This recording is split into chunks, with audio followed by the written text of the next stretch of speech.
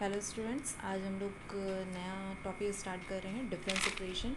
इस टॉपिक के अंदर हम लोग को 5 चीज़ें पढ़नी है। इसका इंट्रोडक्शन में आपका डेफिनेशन आ जाएगा, फॉर्मेशन ऑफ डिफरेंस इक्वेशन, एक डिफरेंस इक्वेशन को फॉर्म कैसे करते हैं। थर्ड टॉपिक है rules for finding the complementary function. इस डिफरेंस इक्वेशन का कॉम्प्लीमेंट्री फंक्शन निकालने के लिए कुछ रूल्स हैं, वो पढ़ने हैं हमको। फोर्थ है लीनियर डिफरेंस इक्वेशन पढ़ना है हमको। और फिफ्थ पढ़ना है rule for finding the particular integral. Difference equation का पर्टिकुलर इंटीग्रल फाइंड करने के लिए रूल्स पढ़ने हैं हमको। तो स्टार्ट करते हैं। डेफिनेशन नॉर्मल सा डेफिनेशन है, a difference equation is a relation between the difference of an unknown function at one or more general values of the argument। क्या है? एक रिलेशन है डिफरेंस इक्वेशन का एक अननोन फंक्शन एट वन और more general values of the argument. दस देखो, एक डिफरेंस इक्वेशन को यहाँ पे दिखाया गया है, del Y N plus one plus Y N is equal to two. Del क्या है? डिफरेंशिएशन। मैंने पहले भी बताया है डेल का मतलब क्या होता है, D is equal D by D x, या जिस भी वेरिएबल के रिस्पेक्ट में हम लोग उसका डिफरेंशिएशन कर रहे हैं फंक्शन का, वो होता है। ठीक है, डी बाई डी एक्स, या यहाँ एन का यूज़ हुआ है तो ये डी बाई डी एन होगा।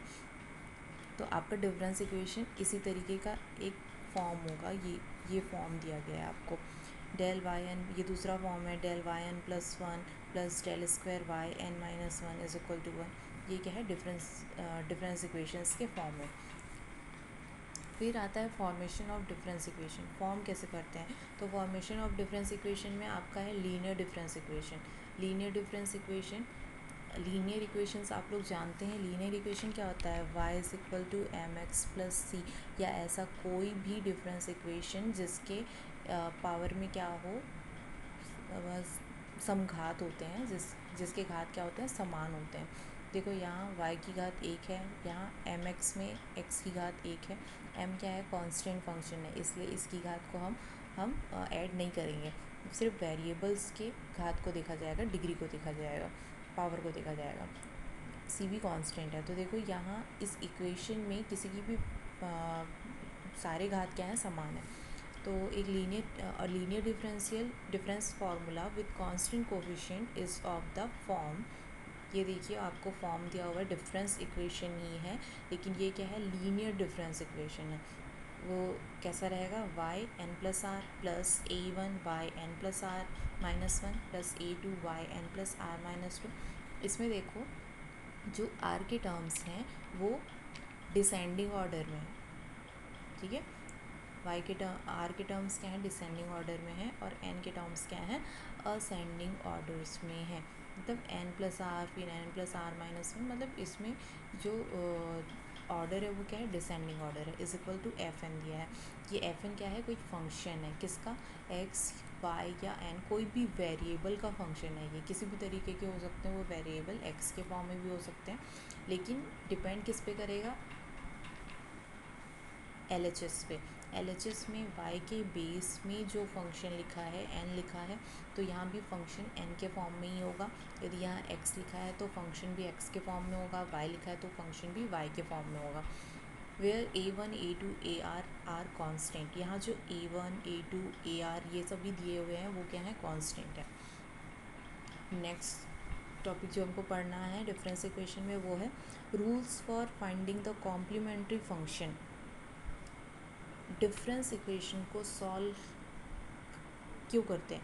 कॉम्प्लीमेंट्री फंक्शन निकालने के लिए या पर्टिकुलर इंटीग्रल निकालने के लिए। तो यही टॉपिक हमको पढ़ना है आपको। ये तो बेसिक नॉलेज हो गया। मेन जो है ये कॉम्प्लीमेंट्री फंक्शन निकालना और पर्टिकुलर इंटीग्रल निकालना ही है। तो आपको कॉम्प्लीमेंट्री फंक्शन कैसे निकालते हैं ये बता देते हैं। स्टार्ट कहाँ से होगा ये? Consider the first order linear equation. First order linear equation मतलब लीनियर डिफरेंस इक्वेशन होना चाहिए। एक्चुअल में यहाँ पे लीनियर डिफरेंस इक्वेशन नहीं, सॉरी, ये लीनियर इक्वेशन नहीं, डिफरेंस इक्वेशन ही होना चाहिए, डिफरेंस इक्वेशन। ठीक है, consider the first order linear difference equation. तो यहाँ Y N plus one minus lambda Y N is equal to zero. ये क्या है, फर्स्ट ऑर्डर का डिफरेंस लीनियर डिफरेंस इक्वेशन है where lambda is a constant. जैसे हमने यहाँ पर देखा A1 A2 AR ये सभी क्या थे, कांस्टेंट थे, उसी की जगह पे यहाँ पे लैम्डा दिया हुआ है क्योंकि ये फर्स्ट ऑर्डर का डिफरेंशियल इक्वेशन है, इसीलिए सिर्फ एक ही कांस्टेंट यूज़ हुआ है। तो ये हुआ आपका फर्स्ट ऑर्डर का linear difference equation. Thus the solution of E minus lambda Y N is equal to zero. इस लीनियर इक्वेशन को का सॉल्यूशन हमको क्या मिलेगा, E minus lambda Y N is equal to zero. इसका प्रोसेस मैं आपको आगे बताऊंगी। सेकेंड है, इसमें सेकेंड स्टेप है, now consider the second order linear equation. ये तो तब की बात है जब आपको फर्स्ट ऑर्डर का लीनियर इक्वेशन दिया रहेगा। ये अब सेकेंड ऑर्डर का भी हो सकता है लीनियर इक्वेशन। तो सेकेंड ऑर्डर का लीनियर इक्वेशन क्या है, Y N plus two plus A one Y, ये ए है, ए वन है, क्यू जैसा दिख रहा है लेकिन ये ए वन है, A one Y N plus one plus A two Y N, ठीक है, इज इक्वल टू ज़ीरो। ये सेकेंड ऑर्डर का डिफरेंशियल इक्वेशन है which in symbolic form is E square plus A E plus B Y N is equal to zero. ठीक, क्या बोल रहा है, देखो आपने दो तरीके की डिफरेंस इक्वेशन देख लिए, अब उसका आगे के स्टेप्स बता रहे हैं कि उसको सॉल्व कैसे करते हैं। तो सबसे पहले जो डिफरेंस इक्वेशन आपको दिया है उसका हमको सिंबॉलिक फॉर्म लिखना है। सिंबॉलिक फॉर्म किसके फॉर्म में रहेगा, ई के फॉर्म में रहेगा। अब देखो डायरेक्ट आपको समझ में नहीं आ रहा होगा यहाँ पे कि ये ई square plus A E plus B में कैसे चेंज हो गया, तो मैं बता रही हूँ। ये वाई एन प्लस टू लिखा है, एन प्लस टू मतलब second differential form, Y N plus two का मतलब सेकेंड डिफरेंशियल फॉर्म होता है। तो सेकेंड डिफरेंशियल फॉर्म है तो इसको हम लोग क्या लिखेंगे, E square. N plus two का मतलब क्या है, ई स्क्वायर। उसी तरीके से एन प्लस वन का मतलब क्या है, ई। ठीक, तो यदि हमारे पास, मैं बताती हूँ, ई का मतलब है Y N plus one, E square का मतलब है Y N plus two, E cube का मतलब होगा वाई एन प्लस थ्री। इसके आगे आप समझ गए होंगे कि ई टू द पावर एन का मतलब क्या है, वाई एन माइनस वन लेती हूँ, एन माइनस वन का मतलब क्या है, Y N plus R minus one. ठीक, ये जो इक्वेशन दिए थे अपन, ये रहा Y N R minus one R minus two, ये कहाँ तक जाएगा, एन तक जाएगा। ठीक है, तो जैसे जैसे ई के टर्म्स दिए हुए हैं आपको समझ में आ जाएंगे सिंबॉलिक फॉर्म में लिखने के टाइम में। N Y N plus three क्या है, E cube, N plus two क्या है, ई स्क्वायर है, वाई एन प्लस वन क्या है, ई। तो यहाँ पर हमको इक्वेशन दिया हुआ था वाई एन प्लस टू, तो वाई एन प्लस टू क्या हो जाएगा, ई स्क्वायर हो जाएगा। फिर ए वन है, वाई एन प्लस वन क्या हो जाएगा, E plus A two, Y N को कुछ भी नहीं लिखना है, इसकी वैल्यू क्या होगी, वन होगी, इज इक्वल टू ज़ीरो। वही है E square plus A E plus B Y N is equal to zero. अब यहाँ पर ए और बी किसको, सॉरी यहाँ ए वन और ए टू होना चाहिए था। ठीक है, फिर it's symbolic coefficient equated to zero. इसमें क्या बोल रहा है, इट्स सिम्बॉलिक कोफिशिएंट, ये सिम्बॉलिक फॉर्म हुआ। अब ये किसके फॉर्म में था, वाई एन के फॉर्म में था, तो आपको ब्रैकेट उसको सिम्बॉलिक फॉर्म को ब्रैकेट में लिख के Y N is equal to zero लिखना है। ये हुआ symbolic form, it's symbolic coefficient equated to zero. ठीक, अब इसके सिम्बॉलिक फॉर्म के कोफिशिएंट को इक्वेटेड टू ज़ीरो करना है, मतलब इस पोर्शन को सिर्फ वाई एन नहीं आएगा। अब अगले पोर्शन में E square plus A E plus A two, A one E plus A two is equal to zero, A E plus B उसी को लिखा है मैंने, is called the auxiliary equation. इस फॉर्म को क्या बोलते हैं अपन, ऑक्सिलरी इक्वेशन, सहायक समीकरण भी बोलते हैं हिंदी में इसको। तो ये हुआ इसका auxiliary equation. Let it root be lambda one lambda two. अब ये एक इक्वेशन है और कैसा इक्वेशन है, क्वाड्रेटिक इक्वेशन भी है, थर्ड फॉर्म का भी हो सकता था, सेकंड फॉर्म का है ये इक्वेशन। तो सेकंड फॉर्म का इक्वेशन है तो इसके रूट्स भी होंगे, हम लोग सॉल्व करेंगे इसको तो इसके रूट्स फाइंड कर सकते हैं। तो ये बोल रहा है कि मान लिया जाए अब यहाँ तो ए और बी कांस्टेंट लिखा है, कोई कांस्टेंट वैल्यू दी तो नहीं है, तो हम इसकी वैल्यू निकाल तो सकते नहीं है। तो हमने क्या मान लिया है कि वो लैम्डा 1 या लैम्डा 2 है। तो इस रूट के अकॉर्डिंग कॉम्प्लीमेंट्री फंक्शन लगाया जाता है। तो उसके लिए देखो केस 1 कॉम्प्लीमेंट्री फंक्शन का केस 1 आपको यहाँ तक समझ में आ गया होगा। आपको एक डिफरेंशियल इक्वेशन देगा, डिफरेंस इक्वेशन के बाद में आपको उसको सिंबॉलिक फॉर्म में लिखना है। सिंबॉलिक फॉर्म में लिखने के बाद में आपको उसका ऑक्सिलरी इक्वेशन लिखना है और उसके रूट्स फाइंड करने हैं। रूट्स फाइंड करने के बाद में आपको इस रूट्स पे डिपेंड करता है कि उसका कॉम्प्लीमेंट्री फंक्शन क्या होगा। तो आप कॉम्प्लीमेंट्री फंक्शन का केस 1 देखते हैं। लिखा है if these roots are real and distinct then the complementary function is, यदि ये रूट्स क्या हैं, रियल वास्तविक, और डिस्टिंक्ट का मतलब होता है एक दूसरे से अलग। एक दूसरे से अलग का मतलब जैसे ये 1 है तो ये 2 होना चाहिए, ये 2 है तो ये 3 होना चाहिए, एक दूसरे से अलग होने चाहिए, सेम नहीं होने चाहिए। तो बोल रहा है if this roots are real and distinct then the complementary function is.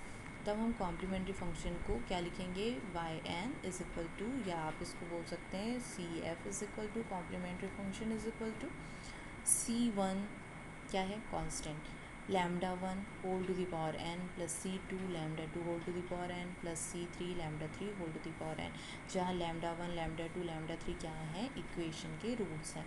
अब इक्वेशन जिस फॉर्म का होगा उतने रूट्स होंगे। यहाँ पर मैंने प्रेजेंट सो ऑन इसलिए लिखा है क्योंकि जिस फॉर्म का इक्वेशन होगा उतने रूट्स हमको मिलेंगे। और यदि ये डिफरेंट है तो हमको उनको एक कांस्टेंट के साथ में लिखना है। C1 कोई वैल्यू नहीं होगी, C1 एक कांस्टेंट है, C1 C2 C3 कांस्टेंट रहेगा। लैम्डा 1 की वैल्यू लिखोगे यहाँ पे पावर n। ये जो वेरिएबल है n जो लिखा है वो डिपेंड करता है कि आपका इक्वेशन किस फॉर्म में था, yn के फॉर्म में था, un के फॉर्म में था, and etcetera. Case 2, if these roots are real and equal, that is lambda 1 is equal to lambda 2। अब क्या बोल रहा है, ये रूट्स रियल भी हों और इक्वल भी हों, मतलब ये भी 1 है तो ये भी 1 है। ऐसा बहुत सारे केसेस में होता है कि हमको जो 2 रूट्स मिलते हैं वो सेम होते हैं, ऐसा हो सकता है ना। तो यदि ऐसा केस हुआ तो हमारे लिए कॉम्प्लीमेंट्री फंक्शन चेंज हो जाएगा। वो कैसा होगा, C1 plus C2x bracket lambda 1 to the power n। अब देखो दो सेम है तो दो कांस्टेंट तो यूज़ करना पड़ेगा, ठीक, लेकिन साथ में first constant plus second constant के साथ में आपको यहाँ n के फॉर्म में लिखा है तो यहाँ n होना चाहिए, सॉरी x नहीं n होना चाहिए, C2n lambda 1 to the power n plus C3 pi to lambda 3 whole to the power n। अब यहाँ लैम्डा 1 लिखा है मैंने, यहाँ लैम्डा 3 लिखा है, क्यों, क्योंकि लैम्डा 1 और लैम्डा 2 तो इक्वल हैं, तो दोनों के लिए तो ये फॉर्म है। ये तीसरा, यदि हमारे पास थर्ड फॉर्म का इक्वेशन होगा तो C3 के साथ में लैम्डा 3 आएगा, ना कि लैम्डा 2 आएगा। ओके, अब केस 3 में आते हैं। अब जैसे इसमें क्या बोला था, lambda 1 is equal to lambda 2, यदि दो हमारे पास में रूट्स हैं और वो दोनों इक्वल हैं तो ये, अब मान लीजिए कि 3 रूट्स इक्वल है हमारे पास, तो हम क्या करेंगे, तो if three real and equal roots then the complementary function is, उसी तरीके से C1 प्लस C2x, ये टर्म तो सेम रहेगा, प्लस एक और टर्म जुड़ जाएगा C3 x square lambda 1 whole to the power n plus C4 lambda to the power 4 plus and so on.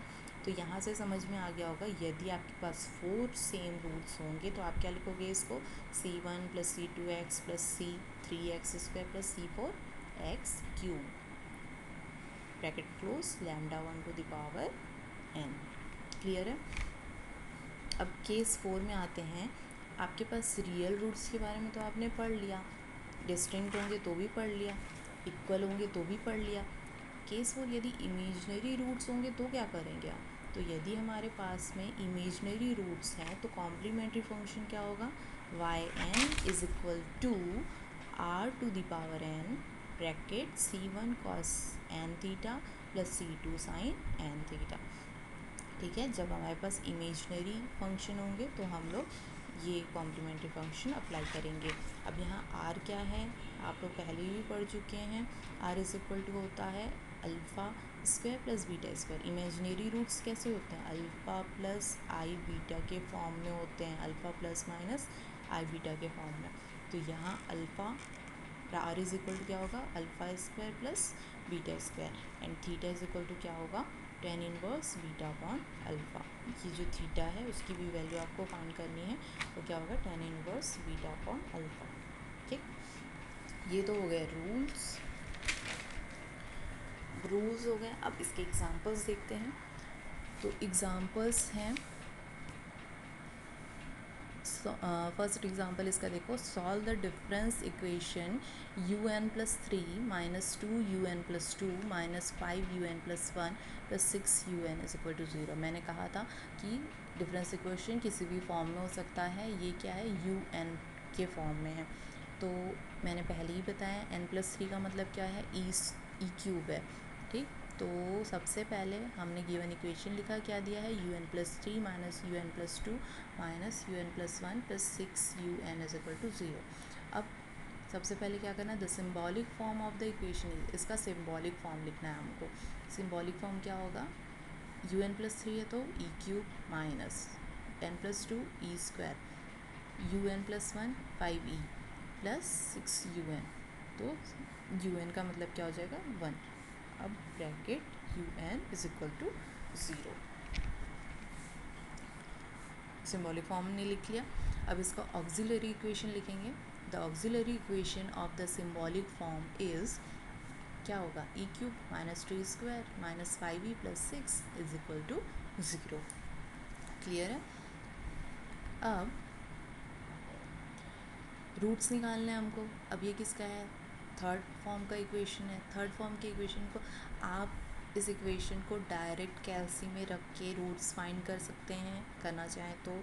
और जिनको कैल्सी यूज़ करना नहीं आता है, कैल्सी यूज़ नहीं कर पा रहे होंगे, वैसे आपको उसमें इक्वेशन में जाएंगे तो थर्ड फॉर्म का इक्वेशन मिलेगा। आपको सिर्फ क्या करना है, कांस्टेंट की वैल्यू रखनी पड़ती है उसमें। ए की वैल्यू क्या है, यहाँ वन है, बी की वैल्यू क्या है, माइनस टू, सी की value minus five and D की वैल्यू क्या है, प्लस सिक्स।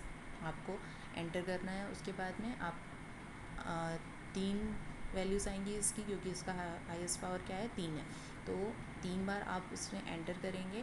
फर्स्ट एंटर करेंगे तो फर्स्ट रूट निकलेगा, सेकंड एंटर में सेकंड रूट, और थर्ड एंटर पे थर्ड रूट आपको वो शो करेगा। एक और तरीका है, इसको हम लोग फैक्टराइज करके भी रूट्स निकाल सकते हैं। तो मैंने इसको फैक्टराइज किया है।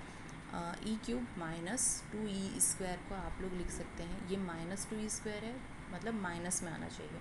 तो इसको मैं थ्री माइनस वन में इसको तोड़ सकती हूँ, तो ये माइनस थ्री प्लस वन है। फिर फाइव ई है तो minus three e minus two e minus six is equal to zero.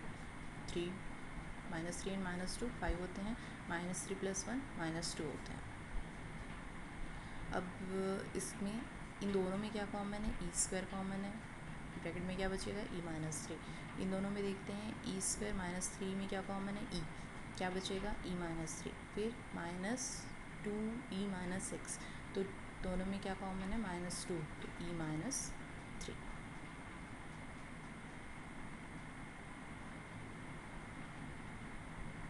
ठीक है, इज इक्वल टू ज़ीरो।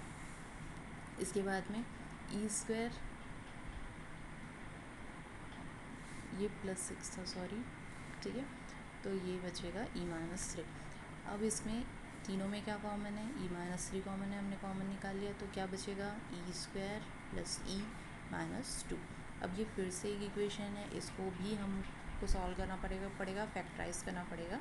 तो मैंने इसको टू ई माइनस ई में फैक्टराइज किया है। ई को टू माइनस वन वन होता है। अब इन दोनों में क्या कॉमन है, ई प्लस टू, ई कॉमन निकला, ई प्लस टू आया। यहाँ क्या कॉमन है, माइनस वन कॉमन है, क्या बचेगा, e plus two, e minus three as it is is equal to zero. दोनों में कॉमन निकाल लेते हैं, ई प्लस टू को, बचेगा E minus one, E minus three is equal to zero. अब देखो यहाँ से तीन रूट्स मिलेंगे हमको, या ये माइनस टू देगा, ये प्लस वन देगा, और ये प्लस थ्री देगा। इसका सीक्वेंस होता है, पहले माइनस वाले को लिखते हैं, मैंने यहाँ पे गलत लिखा है, सॉरी, ये माइनस वाले को लिखते हैं, तो पहले -2 लिखेंगे, फिर 1, फिर 3। फिर the roots are real and distinct, the roots are real and distinct. तो देखो -2, 1, 3 तीनों अलग अलग हैं, तो अलग अलग हैं, तो कॉम्प्लीमेंट्री फंक्शन कौन सा, केस 1 लगेगा। केस 1 में क्या दिया था, इस तरीके से लिखेंगे केस 1 में un, क्योंकि u के फॉर्म में है अपना क्वेश्चन, तो un c1 1 to the power n plus c2 3 to the power n plus c3 -2 to the power n। इसमें भी आप लोग सुधार लेंगे, c3 c1 की जगह पे आएगा, सीक्वेंस सुधार लेंगे आपको। अब सेकेंड क्वेश्चन देखते हैं, solve the difference equation f of x plus 3 minus 3 f of x plus 1 minus 2 f of x is equal to 0। अब देखो ये क्या है, किसके फॉर्म में दिया है, फंक्शन के फॉर्म में दिया है, तो फंक्शन के फॉर्म में दिया है, लेकिन यहाँ भी x प्लस 3 का मतलब क्या है, e क्यूब है, x प्लस 1 e है, एंड f ऑफ x 1 है। तो सबसे पहले इसका सिम्बॉलिक फॉर्म लिखा हमने, e cube -3e -2 f of x is equal to 0 आएगा। अब इसका ऑक्सिलरी इक्वेशन नहीं लिखा है हमने, ऑक्सिलरी इक्वेशन होगा इसका e cube -3e -2 is equal to 0। Auxiliary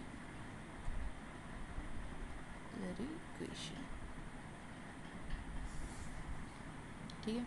इसको हमने फिर से फैक्टराइज किया है, आप चेक कर लेंगे, ये ई है, सॉरी नहीं दिख रहा है, फैक्टराइज किया हमने और हमने 3 रूट्स निकाले हैं। तो आप देख सकते हो कि एक रूट हमारा रियल है, और जो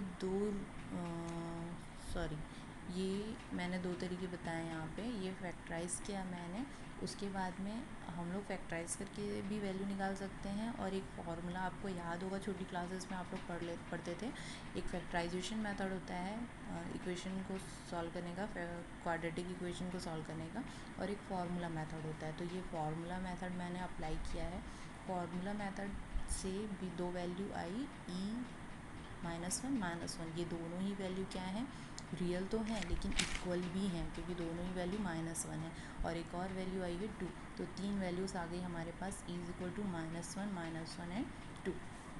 अब यहाँ पर there are 2 roots are real and equal, 2 roots कैसे हैं, रियल भी हैं और इक्वल भी हैं, और तीसरा रूट कैसा है, उससे भिन्न अलग है।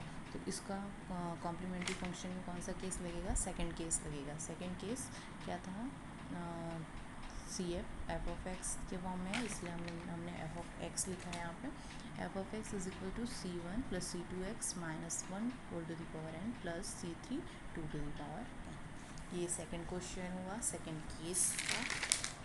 अब तीसरा क्वेश्चन देखते हैं, solve un+1 -2yn cos alpha plus yn -1 is equal to 0।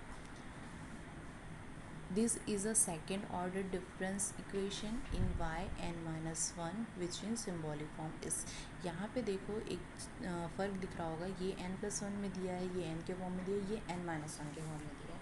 तो हमने n-1 तो पढ़ा नहीं, तो n-1 को हमको क्या लिखना है हम जानते नहीं है। तो हम क्या करेंगे, इसमें जो बेस में क्या करेंगे, +1 ऐड कर देंगे, सारे n के साथ में +1 ऐड करते हैं। +1 ऐड करेंगे तो देखो n+1 माइनस ये कितना हो जाएगा, n+2 बन जाएगा, ये n+1 बन जाएगा, ये yn बन जाएगा। अब इसका सिंबॉलिक फॉर्म लिखने में हमको आसानी होगी, तो e² -2e cos alpha plus 1 yn is equal to 0। अब ये देखो यहाँ cos अल्फ़ा लिखा है, cos अल्फ़ा वाले को हम लोग फैक्टराइज तो कर नहीं पाएंगे, तो हमने क्या किया, फार्मूला मेथड यूज़ किया। फार्मूला मेथड में -b की जगह b की वैल्यू क्या दी है, -2 cos अल्फ़ा, तो यहाँ पे -2 cos अल्फ़ा रखा हमने, ये b² है, -2 cos alpha square minus ac की वैल्यू देखो यहाँ a1 है, c की भी वैल्यू 1 है, तो दोनों की वैल्यू 1 1 रखी, 2a में भी क्रॉस 1 हो गया। अब यहाँ पे -2 cos अल्फ़ा और यहाँ माइनस भी था, तो माइनस माइनस प्लस हो गया, 2 cos अल्फ़ा प्लस माइनस, अंदर देखा हमने -2 cos अल्फ़ा का स्क्वायर करेंगे तो वो 4 cos स्क्वायर अल्फ़ा बन जाएगा, -4 डिवाइडेड बाई 2। अब 2 कॉस अल्फ़ा प्लस माइनस, यहाँ देखो 4 कॉमन है, 4 हमने कॉमन निकाल दिया, अंदर क्या बचा cos square alpha minus 1 whole divided by 2। अब देखो फॉर्मूला हमने पढ़ा है sine square alpha plus cos square alpha is equal to 1। तो यहाँ से हम लोग साइन स्क्वायर अल्फ़ा यदि निकालें तो क्या निकलता है 1 माइनस कॉस स्क्वायर अल्फ़ा। अब इसमें इसको हम लोग 1 माइनस कॉस स्क्वायर अल्फ़ा में चेंज करेंगे तो हमको माइनस कॉमन निकालना पड़ेगा, तो -4 कॉमन निकल गया और वो चेंज होके साइन स्क्वायर अल्फ़ा बन गया। अब रूट के अंदर है, 4 को रूट से बाहर निकल के क्या हो जाएगा 2 बन जाएगा और sign square alpha sine alpha बन जाएगा कुछ इस तरीके से। अब दोनों में क्या कॉमन है 2 कॉमन है, तो 2 मैंने कॉमन निकाल के कैंसिल कर दिया है और cos alpha plus minus 2 sine alpha. अब यहाँ क्या है अंडर रूट -1, अंडर रूट के अंदर -1 बचा हुआ है और हम लोग जानते हैं कि अंडर रूट -1 क्या होता है आयोटा होता है, आई से शो करते हैं उसको, तो मैंने इसको आई साइन अल्फ़ा लिखा, ये 2 कैंसिल हो चुका है सॉरी। अब यहाँ पे हम लोग देखते हैं ये किस फॉर्म में आ गया है alpha plus minus i beta के फॉर्म में, तो कंपेयर कर लेते हैं। अल्फ़ा की वैल्यू क्या है यहाँ पे कॉस अल्फ़ा एंड बीटा की वैल्यू क्या है sine alpha. The roots are imaginary then the complementary function is, complementary function को शॉर्ट में CF लिखा जाता है, yn is equal to r to the power n c1 cos n alpha plus c2 sine n alpha. ठीक है, तो ये complementary function लगेगा इसमें। थर्ड केस जो है आर की वैल्यू हमको यहाँ से मिल जाएगी alpha square plus beta square, तो अल्फ़ा की वैल्यू कॉस थी, बीटा की वैल्यू साइन थी, तो यहाँ पे cos square alpha plus sign square alpha. अब फॉर्मूले से दोनों की वैल्यू क्या होती है 1, तो r is equal to 1। Theta, theta तो यहाँ क्या यूज़ होगा अल्फ़ा, क्यों क्योंकि ये जो रूट्स आए हैं हमारे वो किस फॉर्म में हैं अल्फ़ा के फॉर्म में हैं, इसीलिए ये भी क्या होंगे अल्फ़ा, थीटा की जगह पे अल्फ़ा आएगा, tan inverse beta upon alpha. तो ये किसकी वैल्यू हुई अल्फ़ा की, ये आपको शो करना ज़रूरी है, यहाँ आप लिखो चाहे ना लिखो। तो यहाँ आर की वैल्यू मैंने लिखी है, थीटा की वैल्यू मैंने सिर्फ शो की है, pi n is equal to 1 to the power n c1 cos n alpha plus c2 sin n alpha. यहाँ डिफरेंस इक्वेशन का कॉम्प्लीमेंट्री फंक्शन का टॉपिक ख़त्म होता है। नेक्स्ट लेक्चर में हम लोग पर्टिकुलर इंटीग्रल के केसेस देखेंगे और उसको सॉल्व करने के लिए कुछ एग्जांपल्स लेंगे हम लोग। ठीक है स्टूडेंट्स, ओके।